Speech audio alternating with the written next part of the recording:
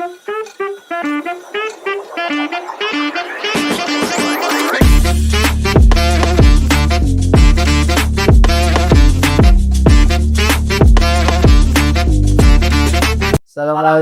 warahmatullahi wabarakatuh. Balik lagi bareng kami di sini di Sam Talk, bareng ngobrol bareng anak-anak Sam pastinya gitu. Dan hari ini iya, dan hari ini kita ditemenin salah satu ustadz ya, dan salah satu pengurus di Masjid Al-Mutakin, itu adalah Marbot. salah satu. Singkatannya apa, Marbot? Mari kita berbau. bersama Ustadz Hikmat. Assalamualaikum Ustadz. Waalaikumsalam. Masya Allah. Jadi hari ini adalah day 4 ya. Day 4 untuk teman-teman OTW 5 ya. OTW 5. Oh ya, OTW 5 ya gitu loh. Dan di Ramadan kali ini ada yang spesial nih, karena banyak pembahasan-pembahasan yang seputaran orang tuh masih bingung. Ini kenapa sih adanya Ramadan gitu? Kenapa sih harus puasa gitu kan? Padahal nahan lapar, nahan itu ya kita makan aja kan ada makanan gitu loh. Kenapa sih harus puasa gitu? Nah, ini mungkin kita akan tanya-tanya langsung sama Ustadz Hikmat yang langsung nih. Ustadz, pertanyaan pertama nih, Ustadz. Kenapa sih umat muslim itu adanya diwajibkan puasa gitu? Puasa. Apalagi di bulan Ramadan. Oh, di Ramadan. Iya, jadi memang Ramadan itu ya salah satu bentuk keberkahan yang Allah berikan kepada kita. Salah satu syariat yang kalau kita laksanakan sebulan penuh, Masya Allah, itu jangankan ke diri kita, itu ke semua aspek kehidupan, bahkan ke ekonomi itu jalan semuanya. Hanya dari satu syariat saja. Jadi satu syariat saja yang Allah turunkan saja mampu menyelesaikan semua permasalahan umat. Gimana kalau semuanya? Kan gitu. Nah, lalu bagaimana, kapan nih turun syariat Ramadan? Nah, karena ini podcast dadakan gitu ya. Ini ustadznya ditembak. Oh iya benar. Ini kita desak Ustadz Hikmat gitu. Ya Allah. Jadi nggak ada itu. Parah. Ya teman-teman, sebenarnya itu kalau kita lihat di sejarahnya ya Mas Kiton ya. Kalau sejarahnya dulu, ketika pertama kali Rasul dan para sahabat hijrah dari Makkah ke Madinah, ya, itu tahun pertama Hijriyah, pas tahun kedua Hijriyah, kurang lebih 18 bulan setelah hijrah, turun tuh perintah. Turun perintah untuk saum Ramadan. Ya, ayatnya di Al-Baqarah ayat 183 sampai 185 lah. Bunyinya. Coba. Ya ayyuhallazina amanu. 183 ya. Ya, 183 aja dah. Bunyinya, a'udzu billahi minasyaitonir rajim. Bismillahirrahmanirrahim. Ya ayyuhalladzina amanu kutiba alaikumusyamu kama kutiba alal ladzina min qablikum la'allakum tattaqun. Nah, artinya Artinya, wahai orang yang berikan atas kamu berpuasa di selama bulan. sebagaimana diwajibkan orang-orang sebelum kami. Untuk apa? Biar kalian jadi Bertakwa. Tepuk tangan. Masya Allah. Tafsirannya gitu. Jangan terlalu berat. Panjang kan kalau saya ya. Ini panjang. Sekarang kita nanya dulu ya Mas Keton ya. Balik nanya dong, boleh? Iya betul. Ya. Jadi narasumber. Ya, jadi narasumber menanyakan kepada betul. teman-teman SAM. Ketika diturunkan syariat tersebut, ya, dalilnya sudah jelas di tahun kedua hijrah tersebut. Nah, kira-kira berapa lama Rasul sejak diturunkan syariat, ya, ini melaksanakan selama hidupnya itu puasa Ramadan berapa lama? Berarti kan Ting. ini ada pilihan telepon tetangga. Phone a friend. Berarti kan setelah hijrah ya. Setelah hijrah, dia perintahnya tahun kedua hijrah. 30-an mah ada ya? 30-an. Terus? Ada yang berini lebih kecil? Lebih besar? Lebih kecil. Ya. Berapa kira-kira? Di bawah 10. Bawah 10? 13. Baik, semuanya salah. Parah. Jadi teman-teman ya, sebagai pengetahuan, dari tahun kedua Hijriyah, ketika turun perintah puasa, Rasul itu berpuasa selama hidupnya, Ramadan itu hanya mengalami 9 kali. Kenapa? Bawah 10 Ustaz, benar saya. Mendekati. Iya, Ya. bawah 10. Karena Rasul wafat tahun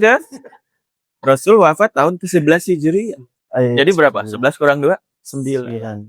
Masya Allah ya. Oh, maksudnya melaksanakan puasanya Iya, gitu. dari Oh. Selama hidupnya itu hanya 9 tahun saja. Jadi Rasul 9 tahun itu berarti. mengalami bulan Ramadan itu 9 kali Ramadan. Terus beliau wafat di 11 Ini Hijriah. 11 Hijriah. 11 Hijriah. Nah, dari situ coba kita bayangin kita ya. Madon udah berapa tahun? Udah 30-an nih. Mas Kiton udah 30. Belum. 21, 20. Nah, artinya gini teman-teman, kalau 9 tahun saja sudah mampu merubah tatanan Madinah Iya, iya. dengan sebuah syariat yang Allah turunkan ya, dan dicontohkan oleh Rasulullah SAW, maka sahabat pada saat itu semua itu jadi soleh gitu, tambah produktif. Gitu ya. Nah, Oh. bayangkan dengan kita ini sudah puluhan tahun Allah kasih umur gitu. Udah puluhan tahun kita menghadapi Ramadan, tapi kok nggak berubah-berubah. Astaga. Bahkan di kalangan anak muda itu kayaknya ada yang dia tuh setiap Ramadan dia tuh lemes gitu. Ya kan? Betul, betul, betul. Kira-kira kenapa tuh, Riz? Karena ada Kurang sahurnya. Cocok. Nah, iya sih. Tapi saat Anda penasaran berarti apakah sebelum diturunkannya ayat tersebut ya, maksudnya pas Rasulullah hijrah itu sebelum-sebelumnya apakah ada ritual puasa ini gitu loh? Iya. Jadi memang puasa Ramadan ini ya Allah turunkan itu sebenarnya sebelumnya ada puasa yang biasa dilakukan oleh Rasulullah dan para sahabat, yaitu puasa Asyura gitu ya, atau 3 hari di pertengahan bulan seperti itu. Nah, itu ketika puasa Ramadan ini turun, maka sebenarnya inilah yang lebih utama gitu, lebih utama. Dan ini Syahidusur, penghulunya para bulan gitu loh. Jadi ini bulan yang luar biasa yang di sini itu sebenarnya kita dilatih itu sebenarnya untuk apa? Untuk bertahan di 11 bulan berikutnya. Ini luar biasanya bulan ini. Jadi justru kalau Ustadz lihat, aduh ini tuh kok teman-teman jadi pada lemes, hari pada sakit gitu. Masya Allah. Hari pertama sakit. Gitu, Riz. Iya. Sahurnya pakai apa? Nah, Sayur doang. harusnya bisa ya. Cukup. Belum sahur, Mas. Oh gitu. Oh Iya iya. kan hari pertama. Oh iya, benar. Mokel. Kamu ikut yang mana? Langsung lemes. Berarti kan gak siap kan? Iya, Iya, betul. Kira-kira kenapa tuh? Sekarang Ustadz balik tanya ke Madon. Kok anak muda saat ini, para pemuda itu ketika menghadapi Ramadan sepertinya selalu tidak siap. Alias hari pertamanya itu dia orang langsung ceng gitu. Ini pemuda itu masih yang sifatnya ya leyeh-leyeh lah gitu. Karena mungkin mindset dari puasanya itu hanya menahan makan Iya. dan lapar haus sehingga berisik itu ya. Lemas belum makan, padahal kan makna dari Ramadan tersendiri kita kuatin ibadahnya ya, syahadul Al-Qur'annya, maksudnya kayak harus lebih giat lagi nih itu. Mungkin mindset dari puasanya itu. Setuju sih, setuju. Iya. Tapi benar nggak sih itu, Riz, kalau anak muda itu mindsetnya kayaknya Ramadan itu memang banyaknya lemes gitu ya, atau justru Kayak ada yang dibatasin gitu ya satu ya. kayak mager gitu. Iya. Pada waktunya memang yang seumuran juga banyak yang kayak gitu. Sampai benar-benar pada lemas gitu. Ya fisiknya nggak terlalu kuat seperti biasanya. Menurut aku sih karena balik lagi karena tujuannya itu tujuan itu tidak ada tujuan yang jelas gitu dalam Ramadan kali ini tuh mau ngapain, dan Ramadan itu konsep dengan Oh konsep ya, memang konsep. Oh, keren sih. Jadi konsepnya menurut Mas Kiton apa? Puasa Ramadan ini seharusnya itu. Seharusnya itu bukan sekedar pakai bahasa-bahasa ChatGPT gitu ya. Bukan sekedar gitu kan. Bukan sekadar ya. Bukan sekedar menahan lapar dan dahaga gitu loh. Banyak harus yang ditahan ya kan, dan juga ini tuh momen dimana harusnya lebih gaspol. Kalau dibilang di hari-hari kalau kita belanja online itu kayak flash sale-nya nih hari ini gitu. Bulan ini gitu. Harus ngejar gitu loh kan, apa ngewar tiket apa sih? War tiket benar. Ya kan gitu loh.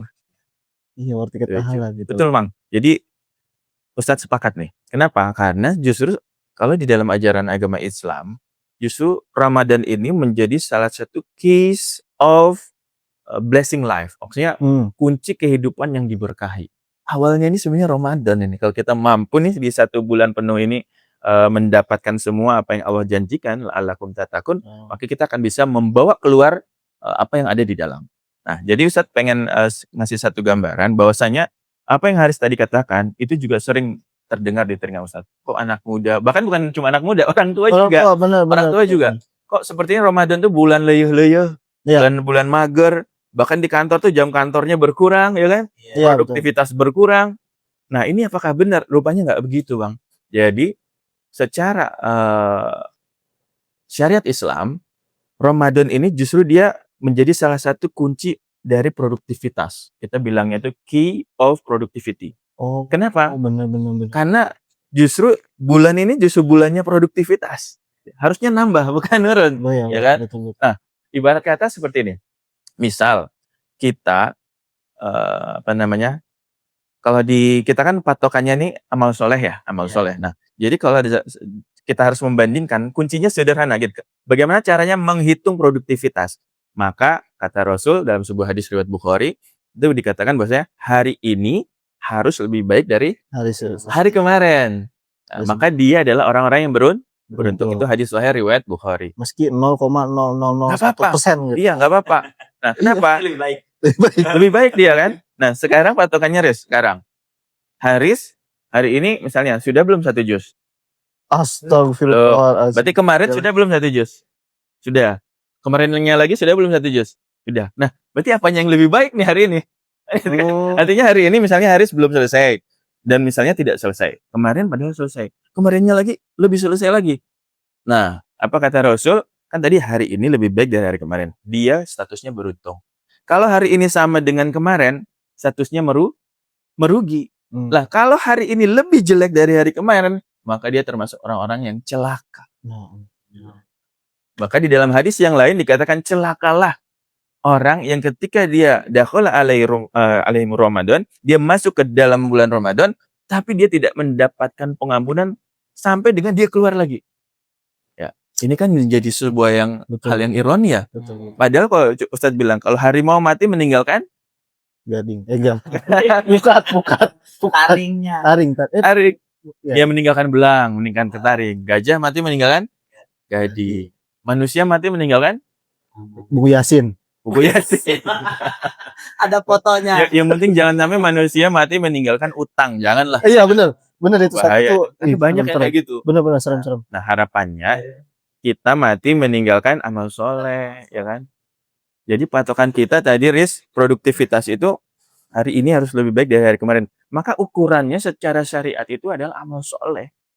Apa patokan dia lebih baik? Misalkan orang bingung, apa Ustadz patokannya kita lebih baik dari hari kemarin? Ada yang lebih baik dia cara dandannya katanya. Ada yang lebih baik hartanya gitu kan. Oh iya. Menjadi tolak ukur. Betul. Seolah-olah kesuksesan itu adalah harta, tahta, wanita, Media sosial. Nah, bukan. Padahal itu harus kita pakai kacamatanya itu adalah ibadah. Amal soleh. Jadi hari ini belum 1 juz. Kemarin sudah lagi. Nah, itu berarti dia termasuknya bukan cuma merugi, celaka, dia lebih buruk. Ya. Nah, ini jadi para pemuda poin yang pertama, 1, hari ini harus lebih baik dari hari kemarin. The key of productivity. Betul. Nah, coba sekarang ada yang mau nanya tentang produktivitas. Bagaimana caranya? Bentar. Ini ngomonginnya tadi ya. Aneh ada beberapa case sebenarnya Sat ya. Kenapa beberapa ya sahabat ya atau aneh ngedengar dari orang-orang sebelumnya yang dia itu memulai sesuatu, at least itu usaha atau sesuatu lah ibaratnya dia program atau lain sebagainya di bulan Ramadan itu cenah gitu. Menurut keyakinan mereka itu katanya lebih apa ya, lebih berkah, lebih cepat berkembangnya, lebih cepat suksesnya gitu loh. Emang apakah benar? Kayak mitos gitu ya? Kayak mitos. Tapi walaupun tapi juga Rasulullah juga pernah kan berperang pas bulan Ramadan kan ya? Betul. Nah, itulah tadi esensi daripada key of productivity itu turunannya tadi banyak. Nah, tapi kita lihat dulu sebenarnya dasarnya apa. Ya. Nah, jadi di bulan Ramadan itu Rasul aja peperangan tuh bisa sampai 5 kali. Maksudnya yang tercatat dalam sejarah itu bahkan lebih ya. Apalagi yang paling terkenal itu paling masyhur itu perang Badar. Itu perang di tahun kedua Hijriah. Di saat bulan Ramadan tuh baru pertama kali diperintahkan. Di saat kaum muslimin itu Ansor dan Muhajirin baru dipersaudarakan. Baru 18 bulan itu sudah disuruh perang. Ya kan? Perang Badar ini kan luar biasa ceritanya. Kabilah Abu Sufyan ya kan, dia membawa harta rampasan perang Rasulullah dan para sahabat yang tersita di Mekah pada saat ke Madinah kan nggak boleh bawa apa-apa, Iya, iya. kan? Nah ini dibawa mau dijual ke bumi Syam. Nah otomatis dia melewati Taif dan melewati di situ Badar. Ya. Iya. Dah ketika melewati medan Badar ini kedengaran nih sama para sahabat, oh itu harta kita mau dijual gitu ya. Nah tadinya itu bukan perang. Nah, tadinya tuh hanya sekedar mau cegat terus mau diambil lagi gitu ya. Sejarahnya seperti itu. Akhirnya singkat cerita, Rasulullah dan para sahabat ini menjegat. Nah, karena itu jaraknya jauh dari Madinah sekitar 150 km. Bayangkan, bulan Ramadan lagi pada puasa, ya. Akhirnya ditempuhlah itu kan. Bahkan satu unta itu diriwayatkan dinaiki 3 orang. Ya. Oh, boti. Botik. Ya. Pakaian perangnya cuma 6 biji, ya kan? Bonceng 3. Tiga. Bonceng Ya 3, Bapak. Kok kamu pikiran? Aduh, ya gitu. Bener ya. Bener yang dikatakan Mas Kiton itu, botik. Teman-teman, apa nilainya di situ? Tadi kenapa semuanya tuh pengennya di bulan Ramadan itu harusnya memang produktivitasnya gila-gilaan. Ya, makanya Ustaz kasih sandaran dulu kalau kisah perang tadi seperti itu. Dijegatlah itu. Kabilahnya Abu Sufyan 313 orang sahabat ini bersama Rasul menghadapi 1000 orang. Gak masuk akal, yang satu puasa, yang satu nggak puasa. Betul. Ya, kalah ya. Yang satu jumlahnya out of number kecil, yang satu besar ya. Kok bisa menang pertanyaannya, Riz? Karena keimanannya saya. Keimanannya. Wah, luar biasa. Dia tahu tujuannya itu mau kemana. Tapi kan nggak mungkin kalau dia misalnya bayangin perangnya di sana baju besinya Iya, banyak, lengkap. pedangnya banyak. Di sini ini buat kita Rasul ini bukan sama tentara, ini sama rakyat Madinah. Oh iya benar. Yang belum semuanya diajarin Iya, perang. betul. Nah, artinya itu kita simpan dulu. Itulah berkah Ramadan gitu ya. Nah, kembali kepada yang tadi Mas Kiton katakan, sebenarnya di dalam Al-Qur'anul Karim ya, sebuah ayat yang memang menjadi patokan kita bersama tentang the key of productivity ini di bulan suci Ramadan. Iya. Itu sebenarnya adalah ayat 7 dan 8 dari surat Al-Insyirah. Ini surat gacoan loh. Maksudnya pasti semuanya hafal. Coba, Riz, Taus, surat Al-Insyirah. Yuk, muter. Auzubillah.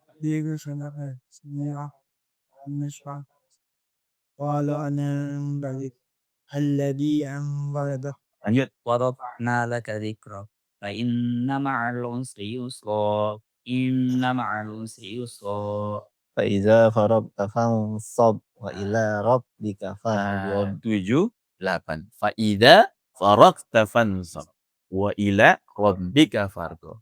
Maka apabila kalian sudah menyelesaikan suatu urusan, hendaknya kalian segera berdiri kembali untuk bersungguh-sungguh menyelesaikan urusan yang lain.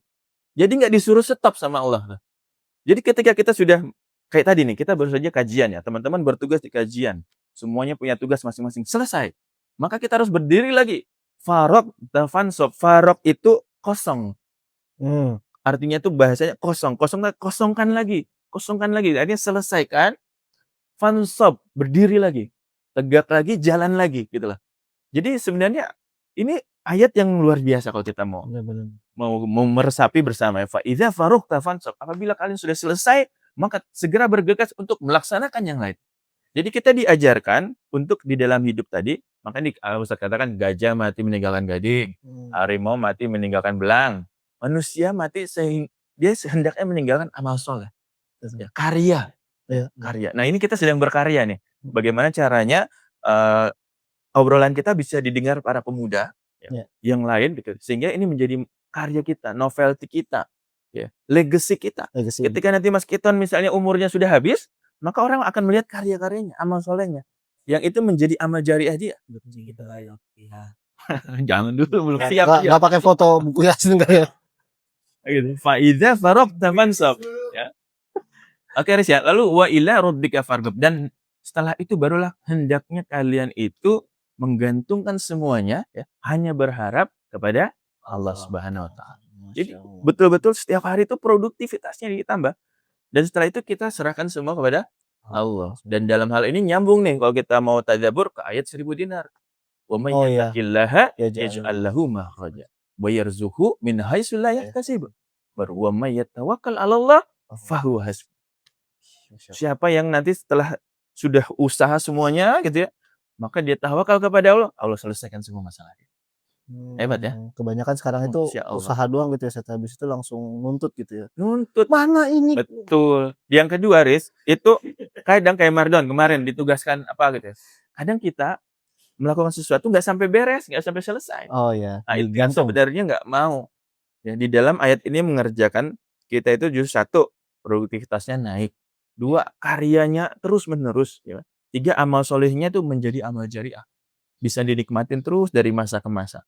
Ya kan? Bayangkan Rasulullah SAW itu amal jariahnya seperti apa. Betul. Kita umat ini belajar, mengamal itu kalau nggak ada tuntunan umat tersebut, Betul. Masya Allah itu kita mungkin sampai saat ini masih dolalatun baidah gitu. Maksudnya masih kesesatan yang nyata gitu loh. Udah ada Rasulullah aja masih Masih seperti ini. Nah, seperti itu tuh teman-teman ya. Terus Jadi- gimana sih tadi antum mau nanya apa, lupa nih tadi. Ovan Sat. Tadi dia mau nanya apa tadi? agak kan tadi ngomongin soal anak muda ya. Produkal dan aulia lah ya sekarang. Bakat ala kaum berbahan. Produktivitasnya rebahan. Iya kalau bukan ada Pengantar, namanya pengantar. kaum berbahan. Oh, kaum berbahan. Aneh lumayan setuju sih, Sat. Lumayan setuju. Kaum rebahan membawa perubahan. Karena yang kaum rebahan biasanya buzzer. Buzzer.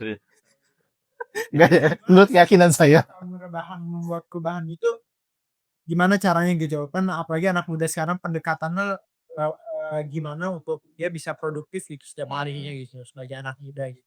Jadi kaum berbahan ini nggak cuma berbahan doang gitu, tapi ada karya. Oh. Bagaimana caranya kaum rebahan bisa membawa perubahan? Di bulan Ramadan. Waduh, berat. Ya. Berat sih. Berat. Tapi mungkin dia mengamalkan kaidah bahwa tidurnya orang yang berpuasa saja Nah. sudah ibadah. Ibadah, Ya kan? tidak gibah, Karena apa? tidak apalagi mas kita Itu benar nggak itu tidurnya orang yang Sebenarnya- berpuasa ibadah? Menurut keyakinan saya. Benar, sebenarnya benar, tapi pengaplikasiannya salah. Iya, kalau menurut Ustadz itu tergantung niatnya ya. Kalau tidurnya itu mampu menjaganya dari kemaksiatan, Iya. mampu menjaganya dari ghibah, mampu menjaganya Hmm. itu mending tidur. Ya. Tapi dalam konsep Islam nggak seperti itu. Kalau jangan Kalau di dalam Islam itu konsep tadi tidurnya saja ibadah, betul sih gitu ya.